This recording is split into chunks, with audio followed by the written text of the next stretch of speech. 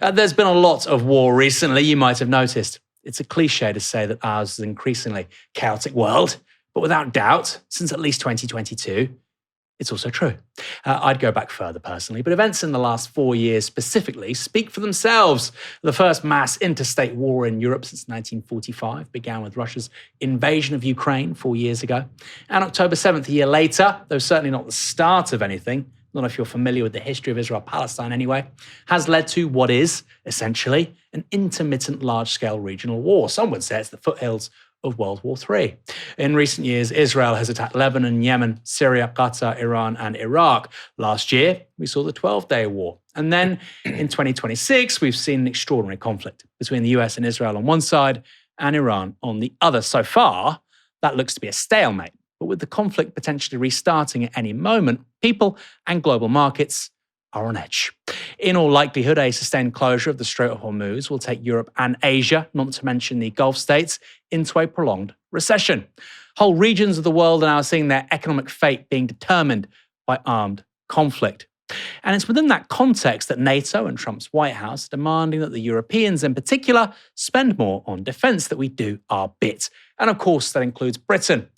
Because while it's long had one of the largest defence budgets in the world and consistently met the target of 2% of GDP spent on defence, that's not enough, apparently.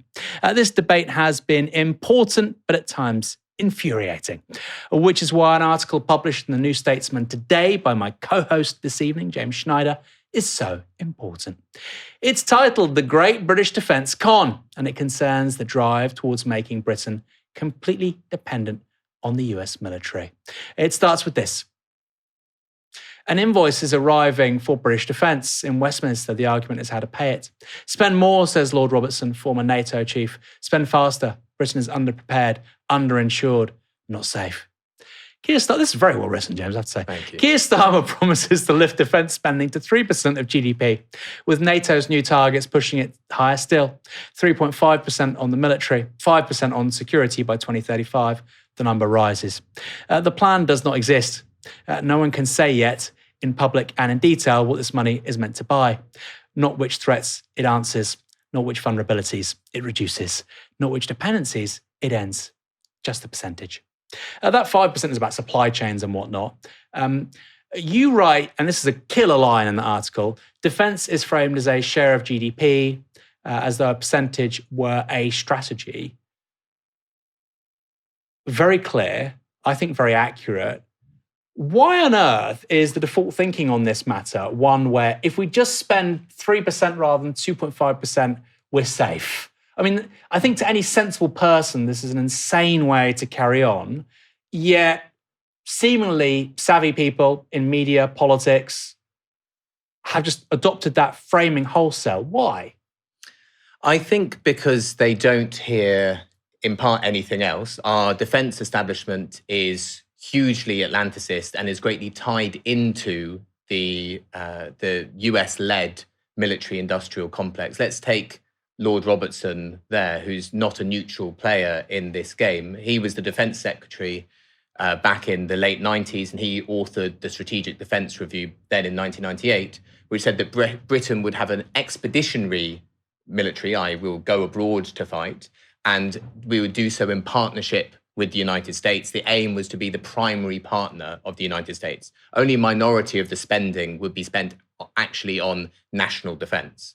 And he didn't change course. That he was the author of the Strategic Defence Review last year, which pushes the same position. And he advises, as part of the Cohen Group, military-industrial companies. So he's thoroughly enmeshed in this same process, which does two things. One, it rips us off because of course, the GDP number can go up and up and up. But let's look at what we actually get for what we spend. If you look at the National Audit Office's report on our equipment spending from 2023 forward for a decade, it's already, according to their central estimate, £17 billion in the red. Their higher estimate is £30 billion in the red. If you take the F-35 programme, when that started, the Ministry of Defence estimated it would cost us £18 billion. The latest National Audit Office estimate is that the lifetime cost is going to be over £70 billion. You have Trident, which lifetime cost is over £200 billion, and it isn't an independent system at all. The missiles are US made, they are US maintained. We have to go to Georgia to get them, and there hasn't been a successful test launch in over a decade. So on the one hand, we are being terribly ripped off. If this number goes up and up and up, how much of it is grift and graft and waste? But the other, I think, more significant thing is that it is tying us into a US empire that, of course, is erratic and violent, but is making us less safe, weaker, and poorer. It doesn't matter how much money we spend on defense, how many aircraft carriers we build. That is going to do nothing to the fact that food prices are going to go up because fertilizer can't get through the Strait of Hormuz because the US has started a war it doesn't know how to finish. And we are a participant in it through the US being able to use our air bases and through NATO, which is in effect a mechanism for British vassaldom, for the channeling of US imperial interests. Quickly, before I go to another question on this, I always talk about France. Mm-hmm. France is not perfect, but they spend approximately 10 billion euro a year less than we do on military spending. They have more soldiers, they have more jet fighters. You might say we have a better Navy because they have one aircraft carrier. We have two, though neither seem to work. Minor detail. But it does seem particularly strange that this obsession with percentages only applies to defense spending, but never anything else. I mean, you say this would be a crazy way to do, for instance, policing. We'll get rid of crime if we just spend 3% of GDP on policing rather than 2%. I think most people say, well, hold on, this doesn't add up. It doesn't make sense. Now, I know that's always been the case and people have always applied this framing, but it seems particularly feverish after the Russia-Ukraine war. How does this work? How does this briefing and framing go out? Is it that, the think tanks diffuse it and the media sort of consumes it and then the politicians agree on it? Or is it coming from, senior military brass? Because I think if you speak to the public out there, right? You say 200 billion over the lifetime of Trident. Is that value for money? We can still have a nuclear deterrent, just can't be Trident. You can use your jet fighters. You can have a land-based one. You can even have both, right, if you want to mitigate risk. But this one costs a hell of a lot of money. The Israelis also use submarines. They just don't use Trident ones. Park the fact that we don't even necessarily need a nuclear deterrent, even if you think we do. And I think, frankly, actually, in a world where Israel has nukes, I want Britain to have nukes. I know that upsets some people. It shouldn't be costing that much. Or F-35s, the Americans only have enough rare earth materials for F-35s for 3 months. The average F-35, hard to believe this, has hundreds of kilos of rare earth metals in it. Are those minerals in this country? Have we got secure supply chains to basically maintain and build these kind of aircraft in a war situation? We know we don't. We know that, right? This is just not serious. It's completely fake, complete fugazi. And when I talk to military people, and I say, but hold on, procurement in defense spending is crazy bad, almost immediately, if it's not public, if we're having a sort of one-to-one conversation, they say, yeah, it's unreal. They find it almost funny. But then I say, well, why? Hang on a minute. You're accepting it's terrible. Why on earth are you going on television saying we should spend more money when it's just, money down the drain? So first off, why is procurement so bad with defense in this country? And why aren't more people speaking about it publicly? I think the entire information system that structures what is considered serious and sensible and therefore plausible to say is structured by generals who it's in their interest to have bigger budgets and bigger toys, and defense companies that fund the think tanks, that go on the media, that brief the politicians, that lobby things. And then there is a revolving door between the military, the politicians who work in the Ministry of Defence, and the defence industry. So you've got all of the major players, and because on all the major issues of the day, the British political media class speaks in pretty much one voice. You can basically not put a cigarette paper between them, and on the most significant issues, there is no opposition to point out these things. And of course, it should be possible to point out, and it should be scandalous. The idea that someone is making a huge amount of money, huge amounts of money for things which wouldn't work in a war. I mean, you can see that we don't need to be spending necessarily all of this money if you're thinking strategically. Let's take the US military budget is going to increase to $1.5 trillion per year. That's what Trump wants to do, which will make it much, much larger than the next 10 countries already combined. Iran spends perhaps 1% of that on its military. It spends a roughly equivalent percentage of GDP. And yet, because it thinks, okay, we can produce these drones faster than they can produce their interceptors, and interceptors cost a lot and drones don't cost very much. You do the maths. And it's not in the interests, because we don't have an elite which serves the national interest, that serves the public. And we're not alone in this. I think you see many countries today and throughout history have to prune back senior figures in the military who go off and stop really working in their interests and start feathering their own nests. You see that again and again and again. But work has to be done on that. You mentioned France. I mean, France, which is also still a NATO country and it's part of the Western imperial bloc and so on. So not really that different from us, but still they chose a different path. Back in 1966, President de Gaulle kicked the US troops out of France on the basis that it was obviously an impingement of French sovereignty and dignity to have the US bases there, and pulled out of the NATO command structure. They chose autonomy. Now, unfortunately, Sarkozy decided to re-enter them into the NATO command structure and reassert their subordinate status. But they did choose that. Britain instead chose to further integrate. And it's interesting, here you can see NATO really is an instrument for US power. There's a debate going on in Europe. Europe wants to rearm. They've really played an unbelievably terrible Harry-Kiri-ish strategic game in the 2020s, destroying themselves, but they think they need a lot more rearmament.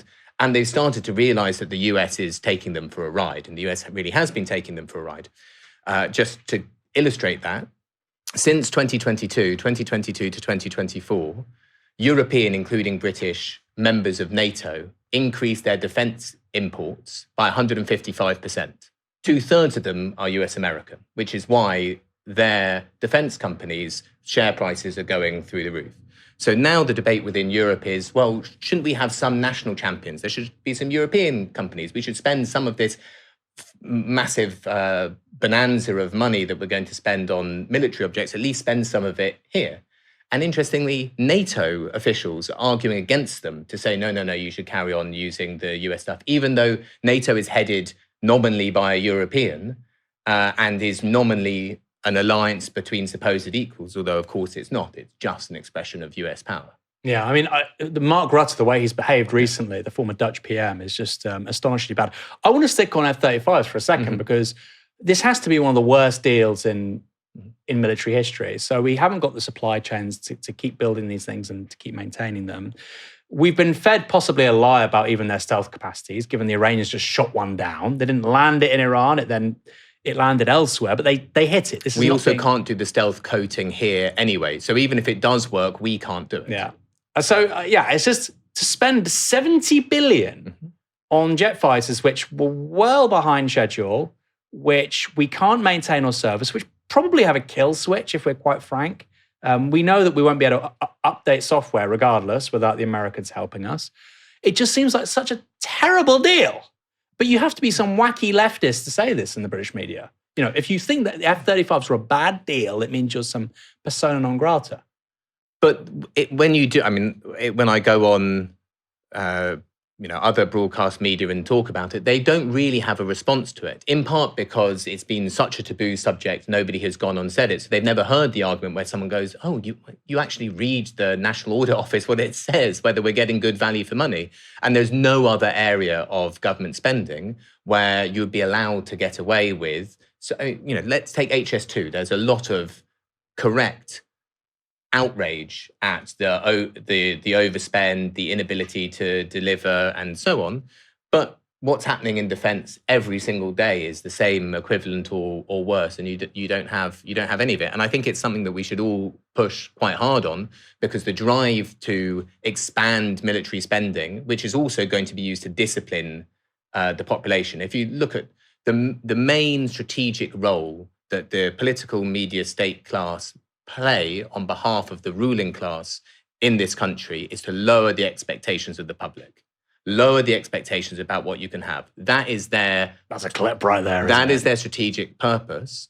And if you say we need to spend all of this money on these very big, important weapons because of big, scary Russia and big, scary China, that's also the reason why, I'm sorry, your disabled aunts can't get help getting out of bed in the morning, or whatever it might be. It helps to play down our expectations of what is possible. So I think it's extremely important. It's actually a weak area for them, because when you talk to ordinary people about it, and when you do the polling about do we want military spending in absence of any other context, people say, yes, it's a dangerous world. I can see that. Trump's doing stuff.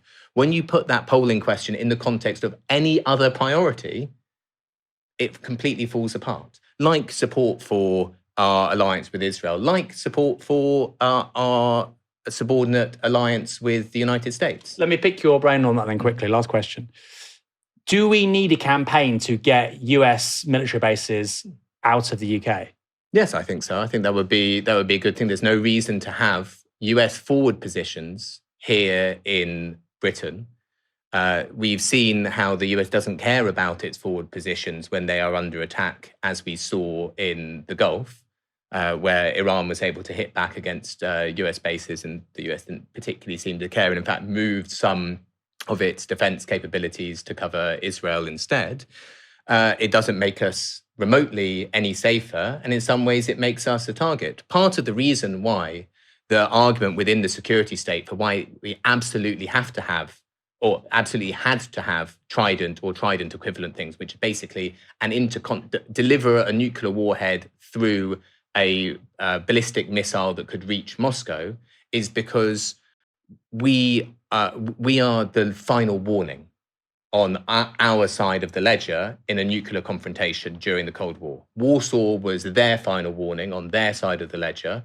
The US would hit Warsaw and they would say, well, look, we've got to stop now. We would be that for the Soviet Union. That's the whole argument for why we need to have our own sovereign one. I don't think we should have the bases, and we definitely shouldn't spend 200 billion on the ability to have a strategic nuclear weapon. You can make an argument that you should have some tactical capacity, which is basically strapping a bomb to a plane that can be deployed for something which by definition would be military, as opposed to something which by definition would hit civilians. If you are delivering something to hit a city that is killing millions of civilians, there is, I don't think it's really true, but there is an argument that you could deliver a tactical one on a battlefield that would be primarily injuring and killing soldiers. I think that's hard to sustain. So to be clear, for people who aren't aware of this, strategic nuclear weapons, fundamentally, the payload is just much larger. And when you say tactical nuclear weapon, we're talking about sort of 5-10 kilotons, aren't we? So the idea is that, when they say tactical, what they mean is it's used in a battlefield capacity. So in in theory, an army is advancing across a plain and it can be stopped by them all being incinerated by a smaller nuclear weapon. So the argument goes. Anyway, it all might be quite gruesome, and perhaps there are some hard-headed arguments that could be made in a certain direction, but it's not we should be spending 200 billion into this US system. The United States is not fundamentally our friend. It doesn't want to be. It's captured a large part of our elites, which is in part why we think we're told all of the time that we have to align to America. But if you argue with your standard news presenter or whoever, and you say, yes, but why? They say, but the US is our closest ally. And you say, yes, but why? What's the role they're playing in the world right now? Our bills are going to go up. There are going to be shortages in this country because of the things that they are doing. And we have no capacity to insulate ourselves from it. At least Spain has tried to distance itself a little bit so that it could have some difference in policy. But we're going to need to have a much larger break, I think, with that. And it's coming down the line, whether we like it or not. What we are seeing now in this phase of US imperial decline, where it tries to find a new plateau to sit on, and to do that, it needs tremendous violence to form that terrain. We're going to fall out from this alliance one way or the other. We're going to fall out morally. We're going to fall out economically. We're going to fall out politically. It's not going to be sustainable. Very, very interesting. We'll leave it there. Great show. Thanks, James, for joining me tonight. And thanks, everyone, for tuning in. Come back tomorrow for another show from 6 p.m. For now, you've been watching Novara Media. Good night.